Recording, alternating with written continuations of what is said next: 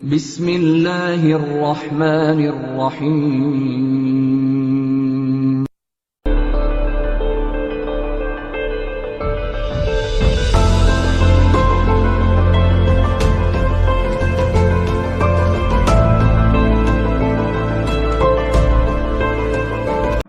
बिस्मिल्लाहिर्रहमानिर्रहीम। अस्सलाम वालेकुम। Welcome to this video 10th class. उम्मीद है आप सब खैरियत से होंगे।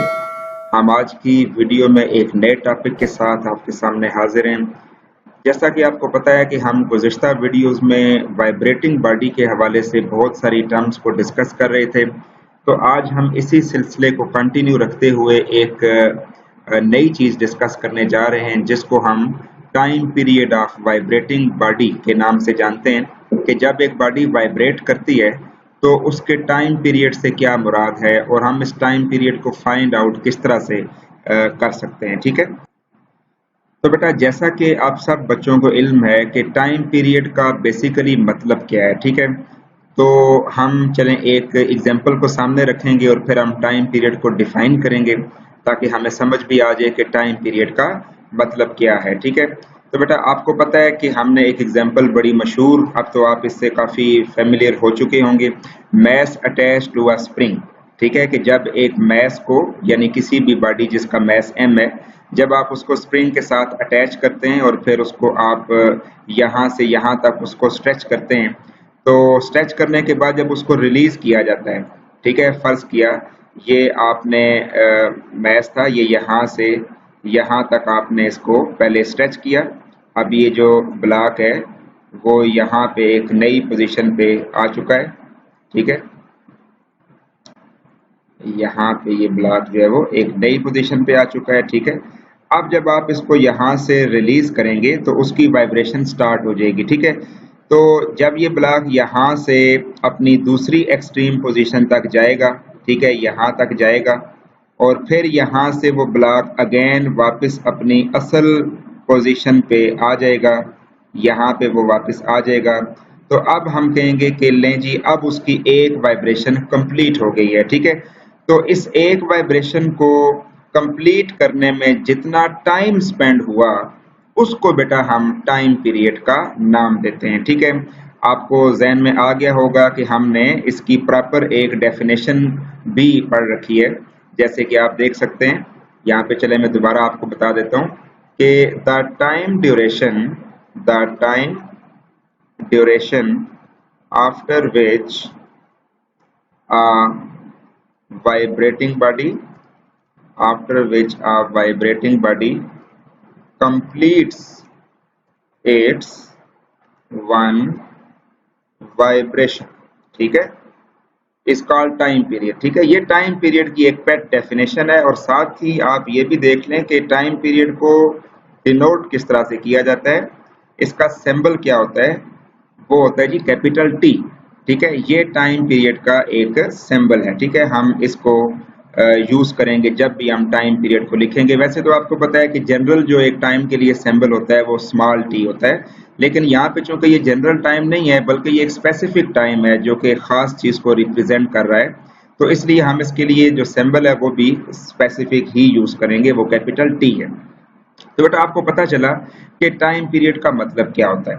अब यहाँ पे एक प्रॉब्लम है, जब मैं इस mass attach to a spring की बात करता हूँ तो इसका अगर मुझे टाइम पीरियड फाइंड करना पड़ जाए, ये मुझे देखना पड़ जाए कि ये एक वाइब्रेशन कितनी देर में पूरी करेगा, तो यहाँ पे एक प्रॉब्लम ये होती है कि ये जो कि वाइब्रेशन बहुत तेज है, यानी कि जब आप इसको वाइब्रेशन के लिए स्टार्ट करते हैं तो ये काफी तेजी से वाइब्रेट कर रहा होता है, तो हमारे लिए ये चेक करना बड़ा ही मुश्किल बल्कि इम्पॉसिबल हो जाता है ये देखना कि ये कितनी देर में वाइब्रेशन पूरी करेगा।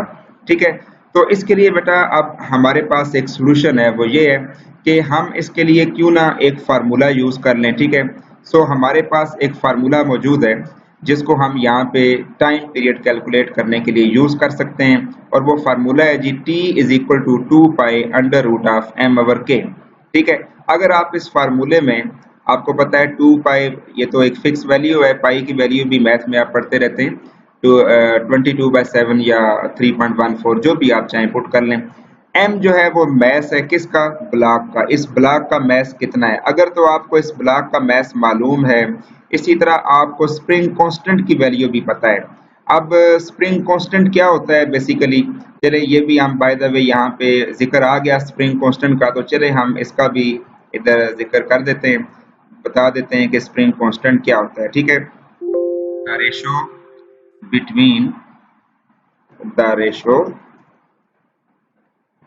बिटवीन एक्सटर्नल फोर्स क्या होती है, यानी जो हम जिस फोर्स की मदद से इसको यहां से यहां तक स्ट्रेच करते हैं वो वाली एक्सटर्नल फोर्स एंड डिस्प्लेसमेंट।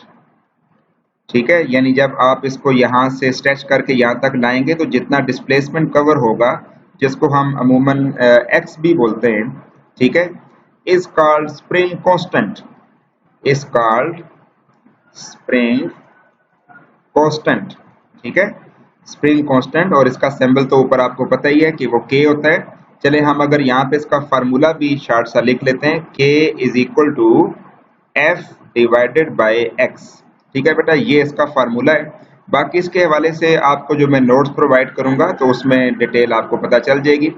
तो ये होता है बेटा स्प्रिंग कांस्टेंट। अब अगर आपको स्प्रिंग कांस्टेंट की वैल्यू भी मालूम हो और मैस ऑफ ब्लॉक की वैल्यू भी पता चल जाए, तो बस ये फार्मूला यूज करना है और आपका मसला हल हो जाएगा। आपको पता चल जाएगा कि ये ब्लॉक अपनी एक वाइब्रेशन कितनी देर में पूरी कर सकता है। ठीक है, यानी इसका टाइम पीरियड क्या है। तो ये तो हमने डिस्कस कर लिया mass attach to a spring के हवाले से कि उसका टाइम पीरियड क्या होता है। लेकिन याद रखें कि अदर जो एग्जांपल्स हैं हमारे पास, जैसे कि सिंपल पेंडुलम भी हमने एक एग्जांपल बड़ी इंपॉर्टेंट यहाँ पे डिस्कस की थी, तो हम ये भी देखेंगे कि सिंपल पेंडुलम की अगर बात की जाए तो उसका टाइम पीरियड क्या इसी फार्मूले से निकालेंगे, तो इसका जवाब है नहीं, बल्कि सिंपल पेंडुलम का जो टाइम पीरियड है उसको फाइंड करने के लिए हमारे पास एक डिफरेंट फार्मूला है, और वो है 2 pi under root of L over G. ठीक है, मिलता जुलता फार्मूला नजर आ रहा है लेकिन इसके पैरामीटर्स बिल्कुल अलग हैं। इधर m बाई के था और यहाँ पे l ओवर g है। ठीक है, l क्या है बेसिकली, l कहा जाता है बेटा लेंथ को। ठीक है, अगर आप ये लेंथ कहाँ से शुरू होगी, ये लेंथ आपकी स्टार्ट होगी यहाँ से, जिधर आपने सिंपल पेंडुलम का जो थ्रेड है उसको बांधा था, यहाँ से ये लेंथ स्टार्ट होती है बेटा, और यहाँ से ये लेंथ स्टार्ट करने के बाद ये बिल्कुल इस बाल का जो सेंटर है यहाँ तक, ठीक है, यहाँ तक, ये जो सारी की सारी है इसको हम बोलते हैं एल। ये बेटा क्या होता है, एल। ठीक है, ये एल है, इसको हम यहाँ पे पुट करेंगे। और जी का मतलब है बेटा ग्रेविटी। जी का मतलब क्या है, ग्रेविटी। ये तो आपको पता ही है। अगर आपको जस्ट एल की वैल्यू पता हो, यानी ये लेंथ की वैल्यू आपको पता चल जाए, तो जी की वैल्यू तो वैसे भी हमें पता होती है, ठीक है, 10 होती है या 9.8। तो वो जब आप यहाँ पे इस फार्मूले में पुट करेंगे तो आपको पता चल जाएगा time period of simple pendulum. यानी एक पेंडुलम ए से बी और बी से ए तक जब आएगा तो इस दौरान उसको कितना टाइम लग जाएगा। ठीक है बेटा, तो ये था सिंपल पेंडुलम का टाइम पीरियड और उसका फार्मूला। उम्मीद है आप समझ चुके होंगे। तो बेटा अब हम सिंपल पेंडुलम का जो टाइम पीरियड का फार्मूला है उसके हवाले से कुछ मजीद डिस्कशन जो बहुत इम्पोर्टेंट होगी वो यहाँ पे कर लेते हैं। जैसा कि बेटा आपको मैंने अभी बताया कि सिंपल पेंडुलम का जो टाइम पीरियड है उसका फार्मूला है 2 pi under root of L by G. बेटा अगर आप इस फार्मूले को गौर से ऑब्जर्व करें तो आपको यहाँ से दो बातें पता चलेंगी। सबसे पहली बात तो आपको ये पता चल रही है कि time period is directly proportional to the square root of length L. ठीक है, यानी कि जो टाइम पीरियड है वो डायरेक्टली प्रोपोर्शनल है स्क्वायर रूट ऑफ लेंथ के। ठीक है, ठीक है, अगर आप लेंथ को इंक्रीज करेंगे तो टाइम पीरियड भी इंक्रीज हो जाएगा। ठीक है, ये इस स्टेटमेंट का मतलब है कि अगर आप सिंपल पेंडुलम की लेंथ को बढ़ा दें तो टाइम पीरियड भी क्या हो जाएगा, वो भी इंक्रीज हो जाएगा। ठीक है, इसी तरह इसी फार्मूले से हमें जो दूसरी बात पता चल रही है वो क्या है जी, वो ये है कि time period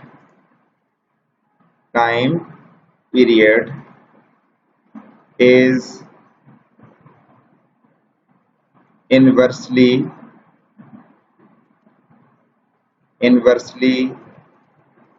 proportional to square root of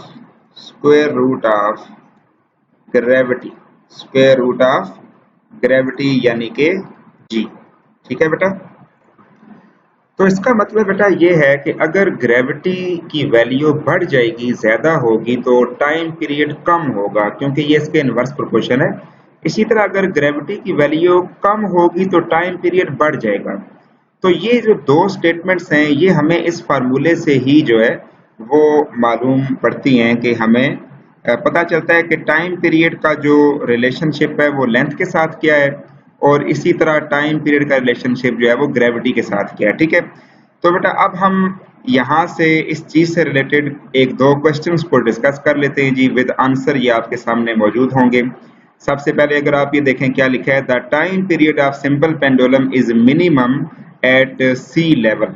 ठीक है, कि सी लेवल पे जो टाइम पीरियड है ये मिनिमम क्यों होता है, तो आपको पता है कि सी लेवल पे क्योंकि ग्रेविटी की वैल्यू मैक्सिमम होती है, और इस फार्मूले के मुताबिक अगर ग्रेविटी की वैल्यू ज्यादा होगी तो टाइम पीरियड क्या होगा, कम होगा, बिकॉज ये दोनों इनवर्स प्रोपोर्शन है। इसी तरह एक और क्वेश्चन है यहाँ पे कि why the time period of simple pendulum increases in summer, कि सिंपल पेंडुलम का टाइम पीरियड समर सीजन में यानी गर्मियों में बढ़ क्यों जाता है।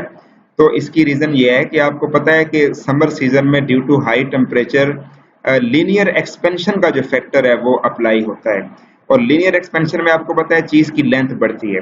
तो डेफिनेटली समर सीजन में due to high temperature simple pendulum की लेंथ इंक्रीज होगी, और जब लेंथ इंक्रीज होगी तो लेंथ के तो डायरेक्ट प्रोपोर्शन होता है टाइम पीरियड, तो फिर टाइम पीरियड भी बेसिकली बेटा इंक्रीज होगा। ठीक है, तो यहाँ पे आपके लिए मैं एक वैसे पॉइंट ऑफ थिंकिंग जो है वो लिख देता हूँ, उसके ऊपर आप खुद सोचिएगा और डिस्कस कीजिएगा। ठीक है, कि यहाँ पे मैं लिख देता हूँ कि eight which place time period is maximum मरी और कराची।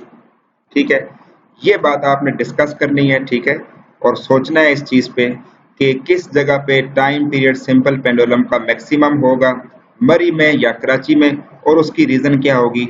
आई होप कि आपको इसका आंसर एकदम से जहन में आ जाएगा, अगर ना आए तो इस पे जरूर सोचिएगा। ठीक है, इसके साथ ही मैं आज की इस वीडियो को एंड करता हूँ। अपना ख्याल रखिएगा। अल्लाह हाफिज, अस्सलाम वालेकुम।